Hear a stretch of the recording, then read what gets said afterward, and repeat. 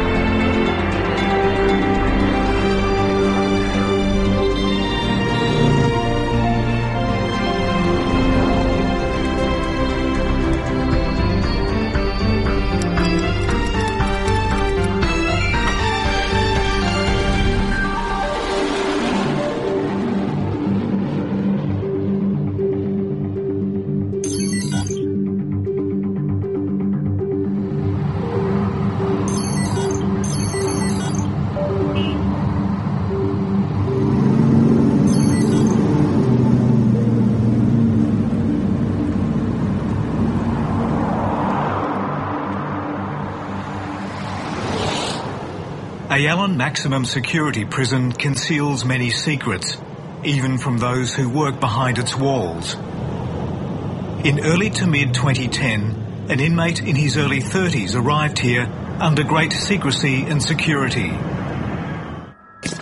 The guards were not to ask questions, and other prisoners knew nothing of the newcomer.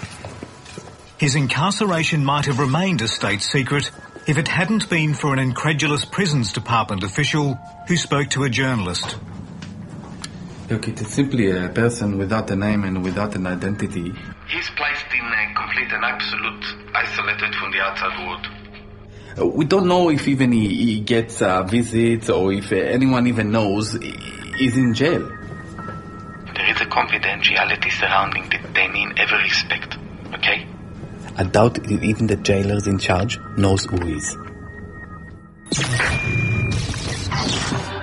Between Tel Aviv and Jerusalem is a city of prisons called Ramla. There are 5 jails here. The notorious Ayalon prison is the biggest.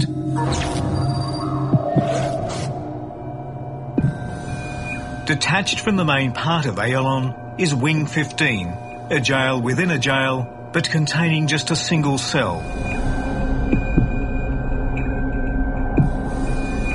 With an array of high-tech features including CCTV, it was built to house the assassin of Israeli Prime Minister Yitzhak Rabin. But for several months in 2010, the identity of its occupant was a state secret. Look, There's too much confidentiality surrounding him, okay? It is scary that in 2010, a man in prison in Israel without us even knowing about it, okay?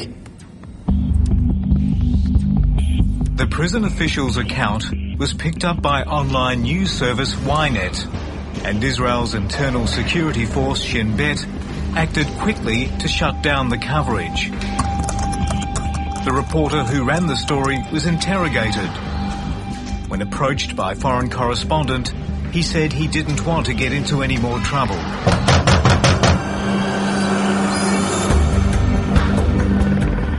But authorities didn't stop there.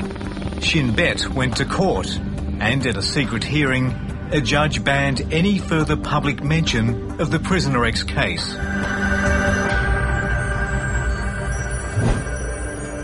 I tried a few contacts in Israel, but no one, it seemed, wanted to go near the case. And when I asked Israel's Association for Civil Rights exactly what couldn't be discussed, their chief legal counsel replied to me with just 3 words: the whole affair. Back in 2010, the association's Dan Yakir wrote to Israel's Attorney General about Prisoner X and received a letter back saying, "The current gag order is vital for preventing a serious breach of the state's security, so we cannot elaborate about this affair."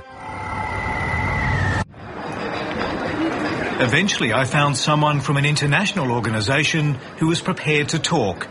Bill Van Esveld is from Human Rights Watch. Israel and the Palestinian territories are his patch. There will always be a national security justification offered by a government for, some sort of bad treatment. You can almost expect it. It's not an excuse. You can never disappear somebody. That's just a very clear red line. You cannot create a secret facility. You cannot, take somebody and put them on the dark side of the moon and not expect to be called to account for it. But the intriguing mystery of Prisoner X would not go away, despite the heavy-handedness of the security services. One American blogger had a theory of his own, that this secret inmate was an Iranian general by the name of Ali Reza Asghari. He claimed the general had been kidnapped by Israel's overseas spy service, the Mossad. That theory went nowhere. Clearly it was super sensitive. Otherwise, at least people in the detention facility would know about it. This is a center of attention. This part of the world has a lot of eyes on it. It's very difficult to keep a secret that well in this day and age. The mystery had now become a source of speculation in the international media. The elusive X is being held for unspecified crimes and confined in total seclusion within a private wing of the maximum security prison. Several websites have suggested that this may indicate that the man is being held on suspicion of espionage and is a serving agent of the Mossad, Israel's foreign intelligence service. The continued chatter drove Israel's security services back to the courts to reinforce the blanket suppression of the case. Foreign correspondent has obtained details of a gag order issued in late June 2010 under the case name Israel versus John Doe. In it, Judge Hilla Gerstel of the Petach Tikva District Court bans any public mention or hint of Prisoner X, Mr. X, cell number 15 in Ayalon prison, the conditions there, or anything about being held in that cell. As an indication of how sensitive the issue was, the judge ruled that even mention of the existence of the order was prohibited. But with little to go on, the media coverage soon dried up. And the man in solitary confinement could have no contact with the outside world. The world could have no contact with him. I sought opinion from an Australian man who knows all about keeping state secrets. Warren Reid is a former spy, trained by Britain's MI6 he was a senior operative in the Middle East and Southeast Asia for Australia's overseas spy agency, ASIS. The degree of sanitisation of this gentleman, where he was put in Unit 15 in that prison, which was constructed only as one cell, and hermetically sealing him away in all human terms, even within the prison, from his society, his family.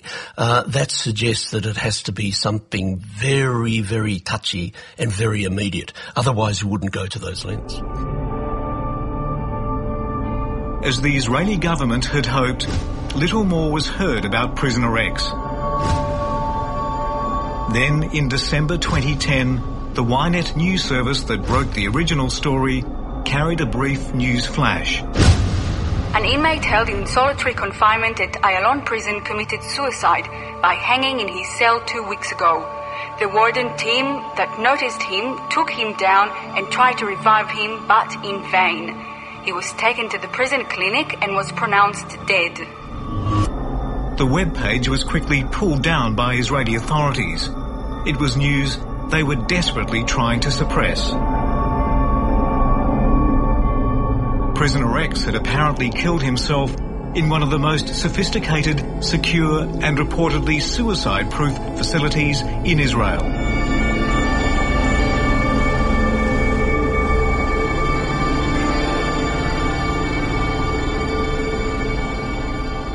Was there a history of mental illness? Was there a history of physiological illness? Was this a result of what had happened to him in prison? Was he told that he would never get out? Was this a result of despair? I mean, it's all speculation now, but that's why you need the facts to be uncovered. That's why, the state should not be able to shroud things in secrecy, because anything could have happened. The person could have been murdered in custody. How could anybody hang themselves in that way? There are lots of ways nowadays where you can pick up the extent to which the person in the cell is sweating, their heartbeat, or all sorts of things. I mean, modern technology applied in a cell like that almost totally precludes any possibility of someone like him, sanitised in that way, could hang themselves. I find it almost impossible to believe. Then, during an assignment in Israel last year, an intriguing development.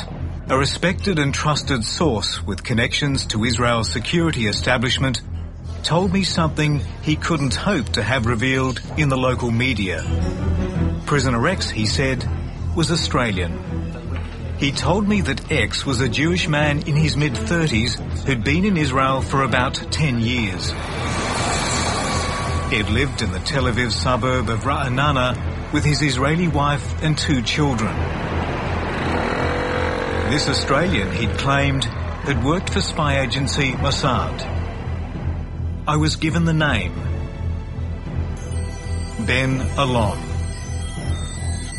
This is his photograph from a social media site. And this is him at his wedding in 2006, with a caption bearing another name, Ben Zygir. As our investigation unfolded, his different names would become significant.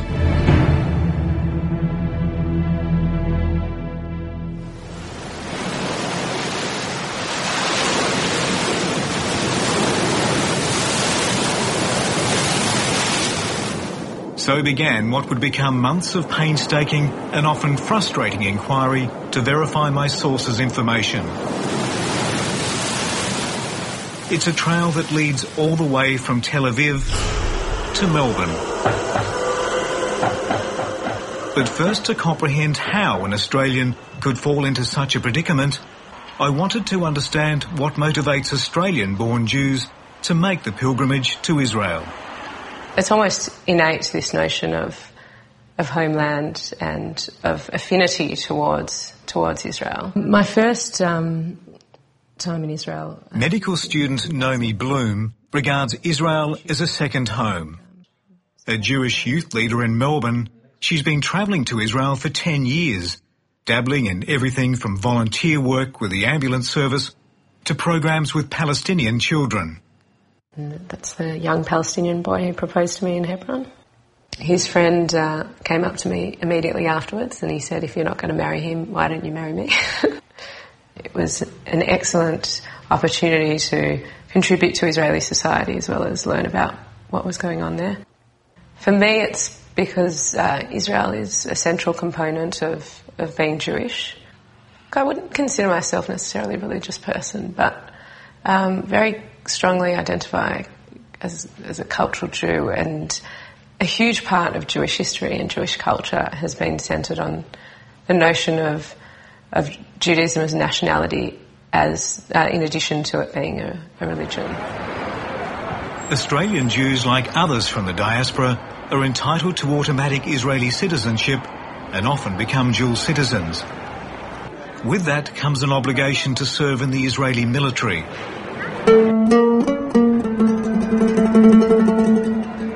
I think if those people believe in the cause they're fighting for, and if they identify as Israeli citizens over being an Australian citizen, then I'm not sure that it's a problem.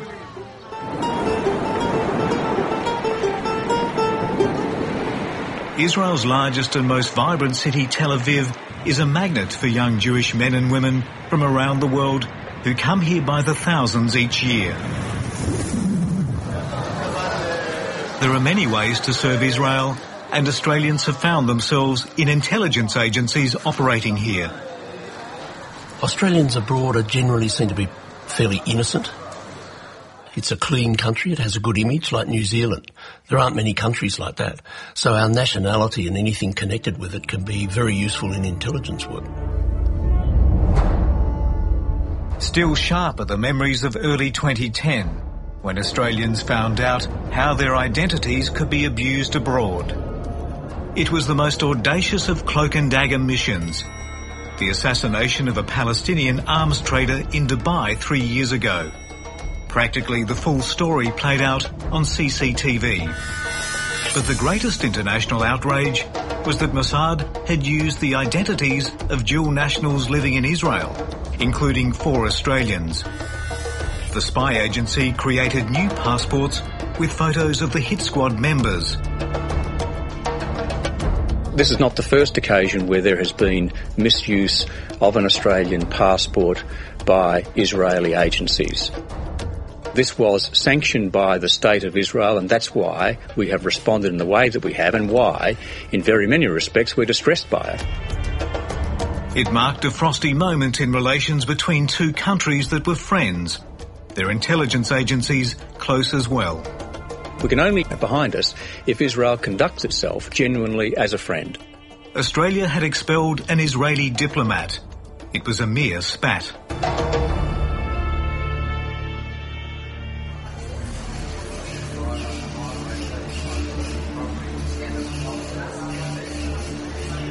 In 2010, ASIO suspected that several Australian Jews were working for Mossad after changing their names from European or Jewish names to Anglo names.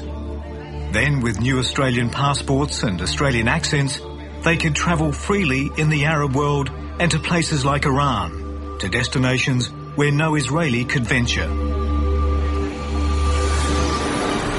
In a multicultural society like Australia, when people are constantly applying for new passports, it's a dead giveaway. And foreign affairs people usually are right on top of that.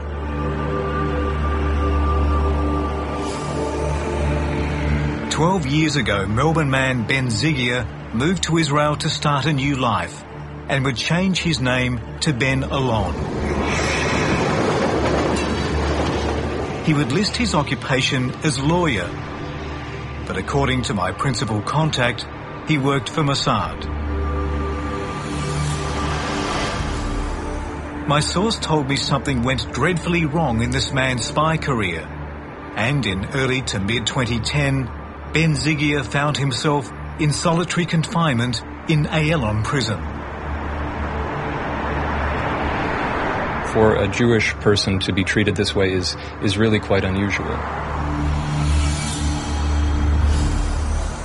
We can look at the apparent concern from the security services, but we can't say whether it was justified or not, because we don't know what happened. That's exactly the problem. Well, however the transgression came about, it would have to be involved with espionage, possibly treachery, but very, very sensitive information that, known to others, would pose an immediate threat to Israel as a nation state. But of course, with a case of this sensitivity, we really have to expect we'll probably never know. We've been unable to independently verify when Zygir was jailed in 2010. But the timing of the reporting of prisoner X's suicide offers key correlation to what we do know. Of 2 prison suicides in December, only one was at Ayalon. The Ynet story on the 27th of December referred to the Ayalon hanging as occurring 2 weeks ago, and that accords with records we've seen of Zygir Alon's death.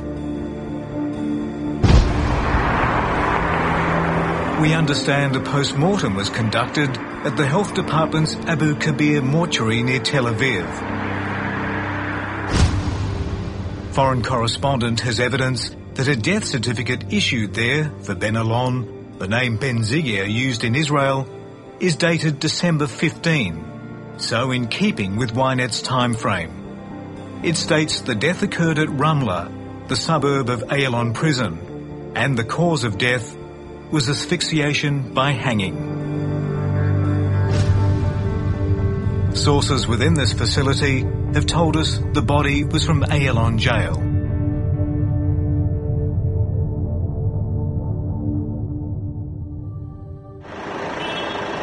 An Israeli organisation called Zeyger arranged for the body to be flown to Melbourne.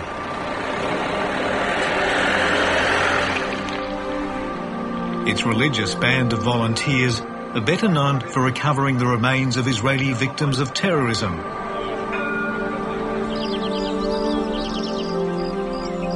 On the 22nd of December, Zygir, aka Ayalon, was buried in a Jewish cemetery in suburban Springvale. The story of Zygir raises many questions. Why was he jailed, and why the extraordinary cover-up by the Israeli government? What is this matter of national security? And what did Australian authorities know? When Zygir died in that prison, what questions were asked by our diplomats, and what were they told? International protocols demand that when a foreign national is jailed or dies, their diplomatic mission must be informed. That is such a fundamental obligation, the obligation of one country to notify another when the other citizen has been arrested, detained, especially if they died. That is so basic that it's actually called customary law, which means that even if Israel didn't ratify a treaty saying it has to notify the other country, it still has to do so, because that is just such a basic norm of interstate relations. So what did the Australian Embassy in Tel Aviv know? Foreign correspondent lodged a Freedom of Information request to the Department of Foreign Affairs, asking for any documents relating to Zygir, also known as Ayalon. DFAT told us there were documents relating to his imprisonment and death, but we weren't entitled to see them because their release could have a substantial adverse impact on the proper and efficient conduct of consular operations. But curiously, in their response to me, DFAT referred constantly to a Mr. Allen. When I asked for clarification, a department official told me that Zygir, also known as Ayalon, also carried an Australian passport bearing the name Allen.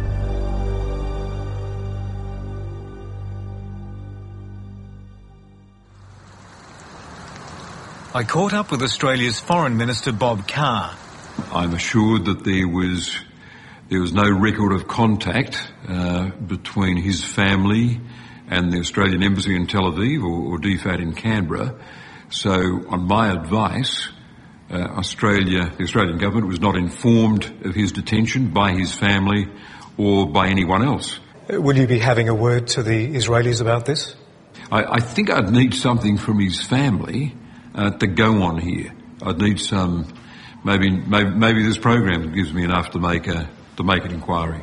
A couple of years ago, Australian intelligence agencies were concerned at Australian Jews changing their names, getting a new Australian passport, and then working for the Mossad. Does that in itself trouble you? On the face of it, it does. Australians should not be working, performing intelligence functions, intelligence gathering functions for a foreign government using their passport. They would have breached, I would guess, half a dozen laws by so doing that. Over several months, we've been trying to build a portrait of this young man from Melbourne and his tragic decline. We do know that Ben Zygir attended Jewish schools in Melbourne's southeast before studying law. His parents have chosen not to be involved in our story, and so have the many friends and acquaintances we've made contact with. I have a feeling that the more that comes to light about the mistreatment, alleged mistreatment and death in custody of somebody who was disappeared, that should cause some waves. I think there's going to be a lot of discussion about that, which would be very good. This is the tragedy of a young man from Melbourne whose fateful final months are cloaked in mystery and secrecy. There is compelling evidence suggesting he and prisoner X were the same man. In all likelihood, we'll never know what prisoner X did to suffer such an extraordinary incarceration and to propel Israel into a security clampdown that would deny his very existence. Things might roll on in 10 or 15 years and Mossad might agree to put out a sanitised version of what happened. I would doubt it. I think this is one of those things that would probably be under lock and key for 50, 75 years, if not never to be released.